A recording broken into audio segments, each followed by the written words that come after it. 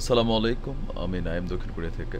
তো সবাইকে স্বাগত জানাচ্ছি আমার ইউটিউব চ্যানেল নাইম ক্যারে জানা চ্যানেলটা সাবস্ক্রাইব করেননি সাবস্ক্রাইব করবেন আর পাশে যে বেল আইকন আছে সেটাতে ক্লিক করে রাখবেন, তাহলে আমি যখনই কোনো ভিডিও আপলোড করি আপনি সেটা পেয়ে যাবেন। তো যারা আমার লাইভ দেখেন, নানান ধরনের মিশ্র লাইভ আমি করি বা মিশ্র ভিডিও আপলোড করি মাঝে মাঝে সচেতনতামূলক, তো তারই ধারাবাহিকতায় আজকে আমাদের একটা নতুন একটা টপিকে কথা। তো টপিকটা হচ্ছে খুবই ভয়ঙ্কর একটা টপিকটা হচ্ছে যে আপনার সুইজারল্যান্ডের একটা ক্লিনিকে, হার্সল্যান্ডের নামক একটা ক্লিনিকে একটা গবেষণা করা হয় যে মানুষের যে এমআরআই করা হয় যেই মেশিনে, কুকুরের এমআরআইও সেই মেশিনে করা সম্ভব কিনা। তো সেইখান থেকে একটা ভয়ানক জিনিস সামনে উঠে এসেছে, যার কারণে আমরা ভিডিও আপলোড করছি। যে তারা একটা আপনার প্রতিবেদন দাখিল করেছে যে মানুষের দাড়িতে, যে পুরুষরা যারা দাড়ি রাখে, মানুষের দাড়িতে একটা কুকুরের চেয়েও আপনার কি বলে যে ভয়ানক টাইপের ব্যাকটেরিয়া আপনার অবস্থান পাওয়া গেছে, যে ক্ষতিকর ব্যাকটেরিয়া, যেটার কারণে মানুষ আপনার অসুস্থ হয়ে যেতে পারে। তো বেসিক্যালি তারা 18 জন পুরুষের দাড়ির নমুনা এবং 30টি কুকুরের পশমের নমুনার উপরে এই গবেষণাটা করে। তো গবেষণার পরে যেটা বলা হয়েছে যে 18 জন পুরুষের প্রত্যেকের দাড়িতে উচ্চমাত্রায় ব্যাকটেরিয়া পাওয়া গেছে। তো আর এর মধ্যে 7 জনের ব্যাকটেরিয়া এত ভয়ানক যে কোনো সময় অসুস্থ হয়ে যেতে পারে। তুলনামূলক কুকুরগুলো আপনার কুকুরের পশমে ব্যাকটেরিয়া কম। এখন সুইজারল্যান্ড ভিত্তিক যেই গবেষণা সংস্থা বা যারা এই কাজটা করেছে, তো তারা বেসিক্যালি আপনার সুইজারল্যান্ডের কুকুর নিয়ে আসলে গবেষণা করেছে আর সুইজারল্যান্ডের মানুষ নিয়ে। তো তারা দুইটা জিনিস ভুল করেছে আমার দৃষ্টিকোণ থেকে। তাদের নেওয়া দরকার ছিল যে সুইজারল্যান্ডের কুকুর আর বাংলাদেশের মানুষ, অথবা একজন মুসলমান পুরুষের দাড়ি, অথবা আপনার কি বলে আমাদের বাংলাদেশে যা আছি বা আমরা যারা ইন্ডিয়া আছি, পাকিস্তান আছি, মানে একজন মুসলমানের দাড়ি যদি পরীক্ষা করে তারা এটা রেজাল্ট পাইতো, তখন আমি সেটার কথা বলতাম।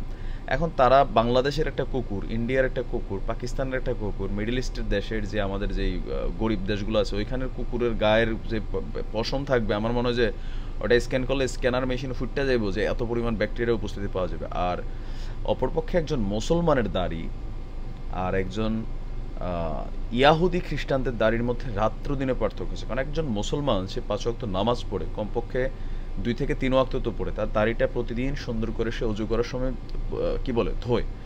আর অল্টারনেটিভলি আপনারা দেখবেন যারা ইউরোপে আছেন, এই দেশের কিছু কিছু মানুষ আছে এগুলোর সাথে এত গন্ধ কয়, মানে মতের তেনা গন্ধ ওদেরকে পিস করে ফেলে। সো ওদের দাড়ির মধ্যে জীবাণু পাইব না তো কি পাইব ভাই? আপনি বোঝার বিষয় যে এই গবেষণা সংস্থা যে কাজ করছে এগুলো কিছু কিছু ক্ষেত্রে আসলে মুসলমানদেরকে ইন্ডিকেট করে, যদিও দাড়িটা শুধু মুসলমানরা রাখে না, ইয়াহুদি খ্রিস্টানরা অনেকেই রাখে, কিন্তু রাখলেও পার্থক্য আছে। একজন মুসলমান যে আছে সে মিনিমাম একজন নামাজি ব্যক্তি, সে 5 ওয়াক্ত নামাজ পড়ে, সে 5 ওয়াক্ত উজু করার সময় তার দাড়িটা পরিষ্কার হয়।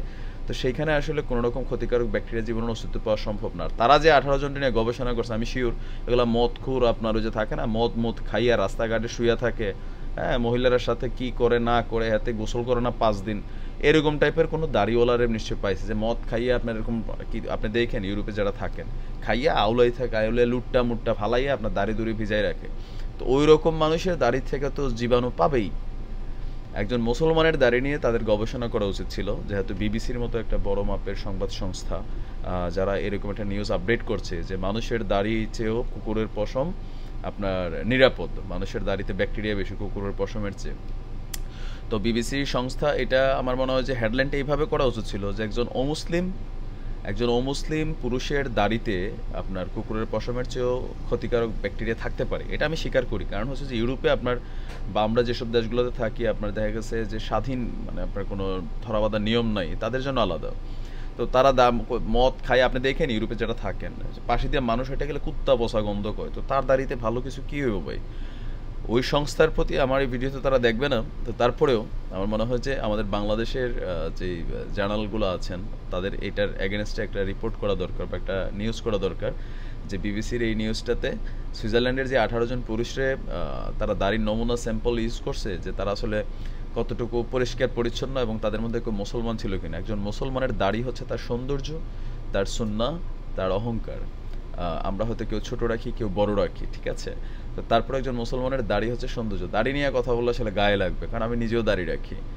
আমি 3 ওয়াক্ত নামাজ পড়ি, আমি 5 ওয়াক্তে পড়তে পারি না, আল্লাহ মালিক, মিছা কথা কয়ে লাভ নাই ভাই। তো 3 ওয়াক্ত নামাজের সময় তো আমি অজু করি, অজু করার সময় দাড়ি ভালো করে আমি ধুই। এমনি তো আমরা মুখ 2-3 বার ধুই। আর ইউরোপের মানুষ হয়েছে দেখে যে আপনার দাড়ি পরিষ্কার থাকবে, বিষয়টা সেরকম না। তো সুইজারল্যান্ডের এই সংস্থার প্রতি আমার একটাই কথা যে ভাই, আপনারা যদি কুত্তা নিয়ে, এখন দেখেন বিদেশের যে কুকুর আছে একটা মানুষের থেকে বেশি যত্ন হয়। আপনারা যারা কুকুর পালেন বা দেখেন যে তাদের কুকুর ছোট ছোট থাকে, আপনার শ্যাম্পু দিয়ে গোসল করায়, সাবান দিয়ে গোসল করায়, ওদেরকে হসপিটাল আছে আলাদা, ওদের কাপড় চোপড় আলাদা, ওদের থাকার জায়গা আলাদা। আর বাংলাদেশের কুত্তা যেটি রাস্তাঘাটে ঘুমায়, এই কুত্তা নিয়ে একটা পরীক্ষা করে দেখেন যে কী পরিমাণ ব্যাকটেরিয়া পাওয়া যায়। সুতরাং হেডলাইনটা যেটা করা হয়েছিল সংবাদের, সেই হেডলাইনটা সম্পর্কে আমার একটু অ্যালার্জি।